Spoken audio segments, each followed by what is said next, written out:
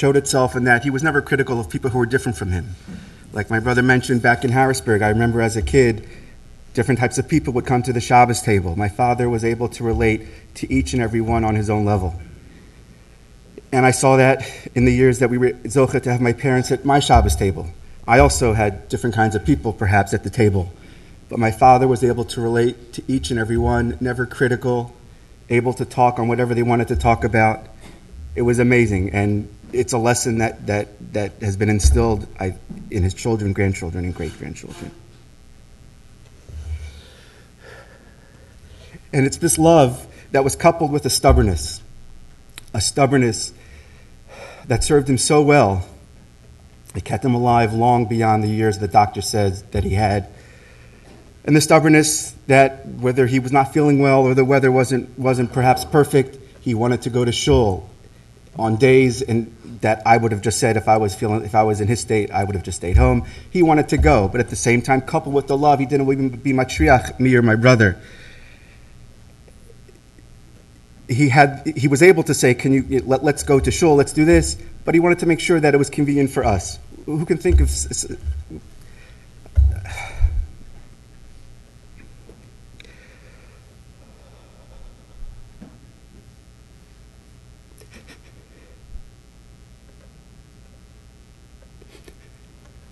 Dad, I beg of you, please go with your stubbornness and all your schusim and go directly to the Ribono Shel Olam, to the Kisei HaKavod, and ask or beg for refuah shleimus for people who need that, whether in our family, in our community, in Klal Yisrael. And ask and beg the Ribono Shel Olam to allow everyone who needs to find a zivug to be able to find their zivug.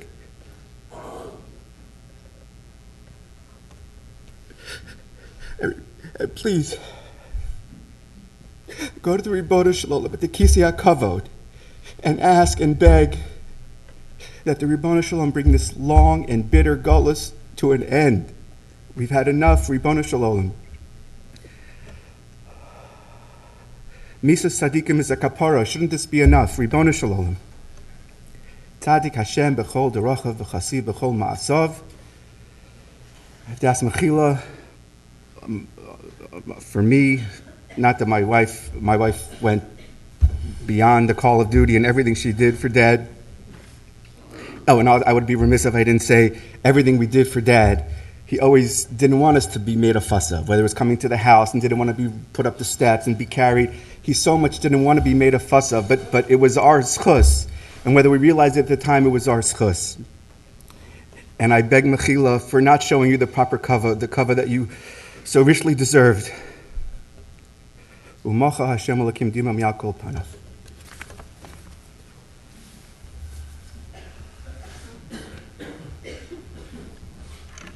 His son-in-law, Aaron Gross, will deliver Divrei Hesped.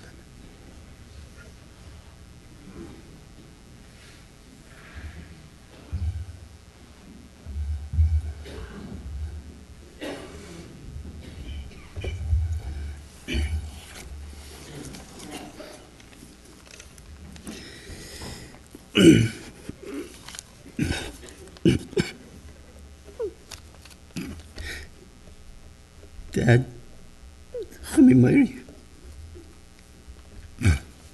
I joined the family 26 years ago as a tzugah as a son-in-law, but I always felt your love as a son.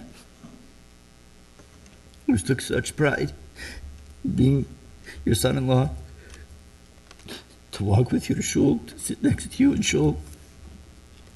Oh, you're Rabbi Stein's son-in-law. Wow. Not because he was famous for his personality, his charisma. He was the tachlis hapashtus. Anybody that knew him on Kain shtick, he was so simple. The way he dressed, the way he acted. But he was a malamed. He was a Rabbi. He taught in Sfarim. He taught with his words. Whether it was in Minneapolis or Harrisburg or TA. But it was always much, much more so by his actions. When it came to his children at TA, he had been in the hospital. The countless times he was in the hospital. I have to get back to my kids. I got to get back to my exercise so I can get back to the kids. He was melamed by his actions. I didn't know him before 26 years ago, and I believe it was within Shana Rishayna, and the brain tumor came, and that was the beginning of his litany of ailments, to the point where we had this ongoing humor between us about how he was racking up frequent flyer mileage over at Sinai, or how he would say he had a plaque in every room that he had been in at Sinai. He had been in so many. But by his actions, he taught me so much. He taught me about the shver I hope I can be. His 3 words at the end of his phone calls, "I love you," were so warm and so heartfelt. To watch him as a Zayda, to learn with his children in his Eineklach, in Svarim, to read books with little ones, and when he was Bekayach, he would get on the floor and play with them. Well into his 70s, when he was still able to get on the floor, he would crawl on the floor with the children. He took such pride in his family. But above all else, or perhaps the title of everything that he was all about, was an Eved Hashem. He was a soldier. And I think that in his name, Shlomo Yitzchak, lies the essence of who he was, what he was. Shlomo, he had shleimus. He may have been physically a Baal Mum many times over. He had so many ailments. He was so sick so many times over. It was miraculous that he lasted as long as he did. But in his wry smile, after half his face was paralyzed by the brain tumor and the surgery, in his wry smile lied the biggest musar. To watch him smile and to look at his face. Every time I looked at him smiling, it was as if he was telling us and teaching us that life is difficult. Look at me. I may be compromised. I'm physically not well. A person has no control over their physical, their gashmius dika shleimus. But in terms of the shleimus, hapnimius, the inner shleimus that he had, that radiated from that smile, half his face was all that he could do in terms of smiling. He couldn't smile with the other half of his face. But with the half that functioned, he was able to say, look, we must always smile. And this much we have control over. To exude that inner shleimus, that inner simcha that he always did.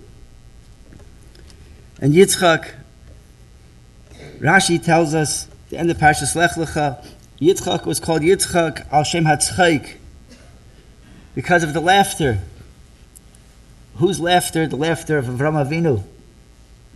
Rashi says on the pasuk, "Vayipel Avram al Panav Vayitzchak." When Avram Avinu heard the B'sura Tova that he's going to have a son at 100 years old, Vayitzchak, he laughed. But it wasn't a laughter. It wasn't like the laughter of Sarah Yimenu. But rather, as Rashi says, Lashon Simcha v'Chadi, that Avram Avinu was besimcha. It was a laughter of simcha. As he says, Halaben mea shana yivoled, can a 100-year-old person have a child?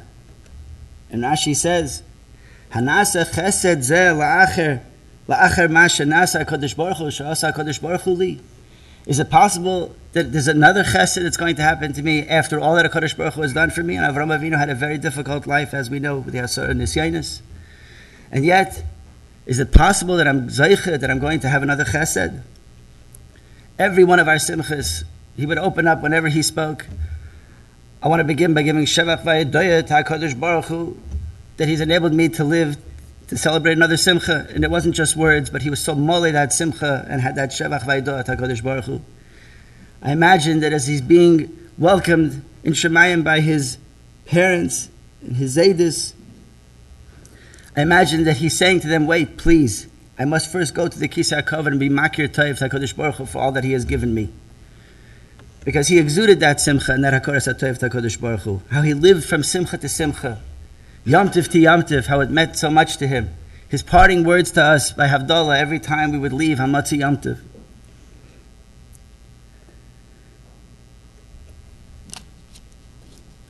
I'd like to ask Mechila, I have a var mishpacha. We didn't call enough. We didn't see you enough. Didn't give you enough covered. I'd like to be Makir Tov to my brothers-in-law, Ashi and Aryeh, and their mishpachas, for all that they did. Dad, as your great cousin, Chaim Stein Zatzal, the Shiva of Tells, always used to say at Levayas, in the name of the Chassam Sofer, why is it that we ask that the nifter in front of us should be the Melitz Yasher? Why don't we ask Friyadik Adairis, Friyadik Agdailim? Why do we ask this person in front of us? It's because that person knows what the mishpacha and what the kehillah needs most. Be it Melitz Yasher on behalf of Mom, that she should have the kayach to continue to be the inspiration for us all.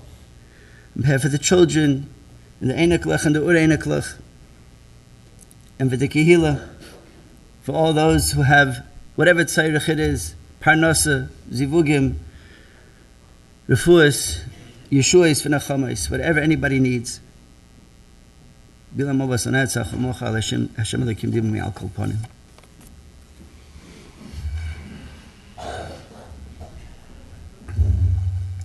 His son-in-law, Moshe Weinberg, will share Divrei Hesped.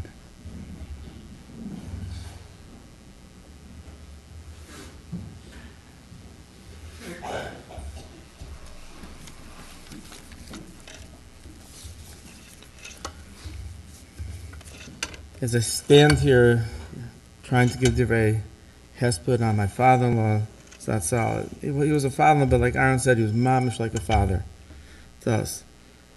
There's so many memories I'd like to share, and I would like the children, the grandchildren, the great-children to take with them. Zaidi learned with a number of people. And whenever he learned with somebody, he said, I have a lesson with somebody. Because when Zaidi learned with somebody, it wasn't just giving over information. He was giving over life lessons to people. He would talk to people. He would be mechazik people. It wasn't just learning. He was so close to people. He taught them how, if they were having difficult times, he would tell them how to work through it. Zaidi taught us lessons throughout his life. No matter what age, it could be a 2-year-old, it could be an 82-year-old, he always taught us lessons. When Zaidi spoke at a Shabbos table, when Zaidi spoke at Simcha, it wasn't just a vort. Zaidi never said a vort. Zaidi was always giving us a message. And I think one of the greatest messages that Zaidi gave us, every Simcha he said, he loved the fact that the people or the person or the situation were involved in chinuch. Anytime there was anybody involved in chinuch, Zaidi just shined. And he loved his children who were in chinuch, and he loved his children to go into chinuch. But chinuch wasn't just somebody who sat in front of a classroom. To Zaidi, his chinuch was somebody who learned with somebody an hour a day, somebody who went somewhere to help somebody. Chinuch was in a lot of aspects somebody could be mechanech people. He was always talking about his chavrusas, his kids, learning with others. He's always telling us, even if we're not in chinuch, if we're not in the classroom all day, you can be mechanech people. Zaidi was the most beloved person that I ever met. Everybody that he ever met loved Zaidi. If he was in Minneapolis, if he was in Milwaukee, any city that he went to, the people just loved him. They couldn't wait to see him. There's such excitement when he came. It was Kamayim Panim Al Panim because Zaidi loved everybody. There's nobody that he ever could look bad at. There's nobody that he ever thought was somebody he didn't want to deal with. Zaidi loved everybody. And that's how he treated his children, his grandchildren, and his great-children. They're all different. We're all different. We have different strengths, weaknesses, and Zaidi treated all of us like equals. Zaidi, the last about 10 years, maybe more, I think, in my opinion, he got more emotional. He got older. Like Aaron said, he used to end every phone call with an "I love you," which just warmed our hearts. But he wasn't like that when he first came. Some 30 years ago, he changed to the bed. He saw, and there was a reason for that. I think he saw that Hashem had given him more years. He was very, very sick, very, very difficult times, and he was so thankful and so appreciative for those last years.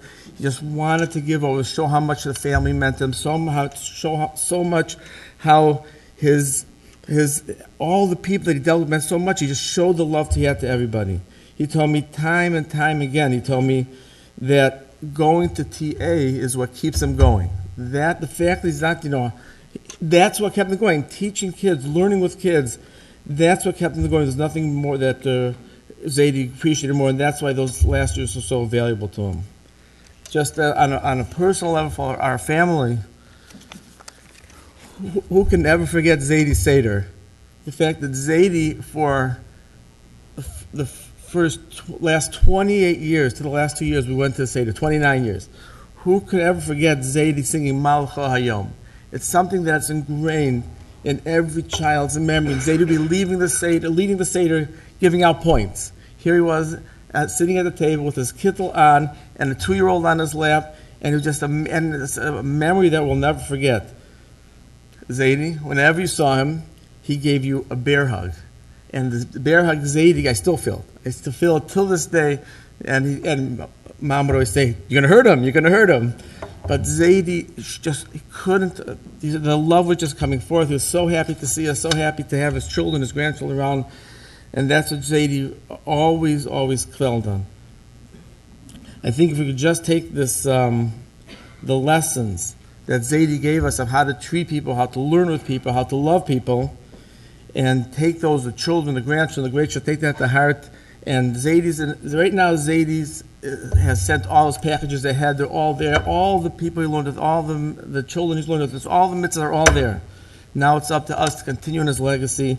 I want to personally thank Aryeh, Ashi for all the help they did. We couldn't be here.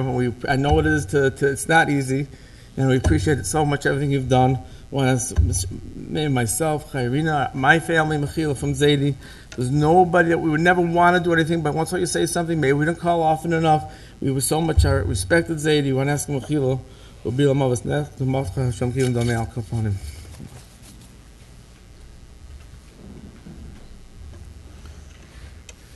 Simcha Cook, Minal of Mechinas Ner Yisrael, and a cousin of Rabbi Stein, will share Divrei Hesped.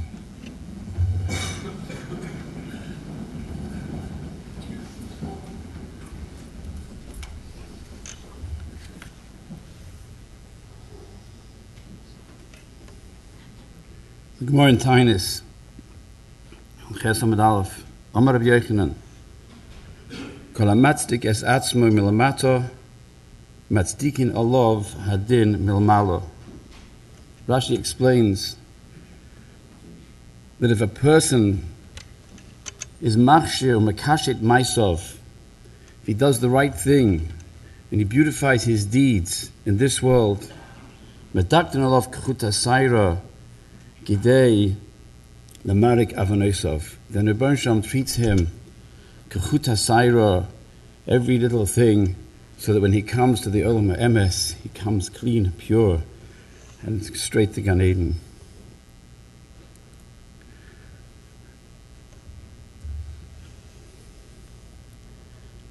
I've known Rabbi Shlomo, my father's first cousin. It's really close than that. I met him first almost 50 years ago. He was a Rabbi in Harrisburg. And from that moment on until the present time, he stood out in my eyes, and then later on in my family's eyes, as a person, an ish kosher. Everything he did was the right thing, what the Rebbeinu Shalom wanted him to do. But it's more than that. Like Rashi says, Mekashit Maisov, he beautified his deeds. He was a beautiful person, as the other sons and sons-in-law said. He was beautiful in all his aspects. The way he treated people, the way he spoke, his dignity, his grace, his charm. We spent Pesach together in Chicago. many, many years, joining us for Rosh Hashanah Yom Kippur. And he brought to our table always Divrei Torah, always a good vort, always something to learn from the Parsha, something to learn from the Yom Tov. When he was in Harrisburg, he brought so many people to Yiddishkeit. And in those days, Baal Tshuva was not part of the yeshiva vernacular. And he made people frum. He had Talmidim and Talmidos. People, I remember them, who were frum, became frum because of him. There's another Gemara. The Gemara says in the same daf, Amar Rabbi Yeshua ben Levi, Amar Rish Lakish, Kol ha-mesameach b'yisurin, if a person is mesameach in yisurin, shebonol that happened to him, maybe Yeshua l'olam, he brings Yeshua, salvation to the world. We all owe Reb Shlomo ha'koros ha'toiv, not just the family, not just the community, but all of Klal Yisrael. There are gedolim, they're gedolim in Torah, they're gedolim in mitos, they're gedolim in chesed. Reb Shlomo was a gadol in b'makabel yisurim. He suffered so much pain, both physically, both mentally. His house was flooded. He lost a job. He had a brain tumor that left him partially paralyzed in his face and deaf in one ear. He was back and forth to the hospital, in and out, pain, tsar. And throughout it all, every time we saw him in the hospital, his words were always, Baruch Hashem, Baruch Hashem. It wasn't just he accepted it. He was mesameach. He used to say, it's good, it's a kapara. He never, not that he didn't complain, he was mesameach in his yisurim. Always Baruch Hashem, procedure after procedure. He was in the hospital, he came out of the hospital, only to go back right away again. And he never complained, he was always Baruch Hashem, and he couldn't wait to get back and to go and teach in TA. And they loved him in TA, the boys loved him. So many boys today came and said, could I have a shus to go to the Levaya? He was my Rabbi. Not just he called them Talmidim, he was my Rabbi. He was my Rabbi in Kriya, he was a Rabbi who helped me. He was mesameach in his Yisurim. And for that we're grateful, because he brought Yeshua to the world. We're living in such difficult times, in such danger, physically and spiritually. The whole world is against us, trying to destroy us, our guf and our neshama. And a person like Reb Shlomo, who was mesameach in his Yisurim, he understood, and he was makabel it, and he said that this way I'll go to Gan Eden. He was makabel bi'ahava, Yisurim shel ahava. He didn't deserve those Yisurim, it's Yisurim shel ahava, to bring him to a higher madreg and higher level. He was mesameach in those Yisurim, and that gives us a Yeshua. Who knows how many gezeres rows were averted because of the schus of Shlomo, like the Gemara says. Because one yid can change the whole world. A person who's mesameach in his Yisurim brought Yeshua to the world, and we miss that. And life is dangerous without him. And we're makir toiv to what he did for us, for the whole kehillah. Many years ago, when his father was nifter, my uncle Pesach Stein in Chicago, and I mentioned at the time that I saw in a sefer that says, what's the smichas of Misas Sari Menu to Akedas Yitzchak? I saw it brought down that it said that Sari Menu was 127, and she outlived many of her contemporaries, perhaps all of her contemporaries. And who would know? Who would know who Sarah Menu was? You want to know who Sarah was? Look at Yitzchak. Yitzchak, her son. So I remember saying, you want to know who Pesach Stein was? Look at Shlomo and the Havdil Mechaim, the Chaim, and the Chaim, and look at their children. And that's how you'll know who a Pesach Stein was. I want to tell you that if you want to know who Shlomo Stein was. Look at his family. Look at his wife, devoted and with him through thick and thin.